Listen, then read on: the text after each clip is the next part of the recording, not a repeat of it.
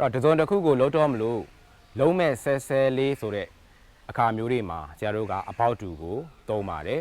သူ့ရဲ့အဓိပ္ပာယ်လေးကတော့ on the point of doing something တစုံတစ်ခုကိုလုံးမဲ့ဆဲ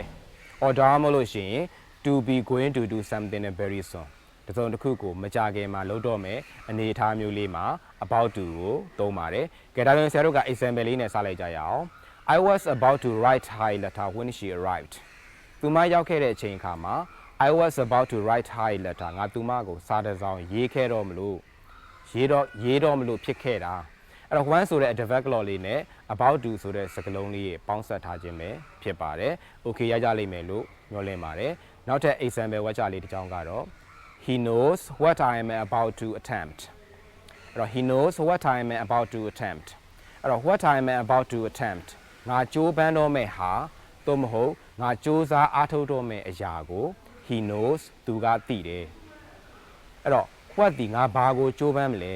ငါဘာကိုစူးစမ်းအားထုတ်မလဲဆိုပြီးတော့ refer မလုပ်ဘူးလုံးစရာလည်းတခုမှမရှိဘူးဘာမှလည်းမရည်ညွှန်းတဲ့အတွက်ကြောင့်မလို့ noun clause ပဲဖြစ်ပါတယ်သူ့ကို object နေရာမှာထားပါတယ်ကဲဒါဆိုလို့ရှိရင် about to ဆိုတဲ့စကားလုံးရဲ့အသုံးပြုပုံလေးနဲ့ what ဆိုတဲ့ noun clause complex sentence လေးရဲ့အသုံးပြုပုံလေးကိုရကြလိမ့်မယ်လို့မျှော်လင့်ပါတယ် okay နောက်ထပ် example ဝါချလေးတစ်ကြောင်းကတော့ I think he is about to leave I think ငါထင်တယ် he is about to leave သူထွက်သွားတော့မယ်လို့ငါထင်တယ်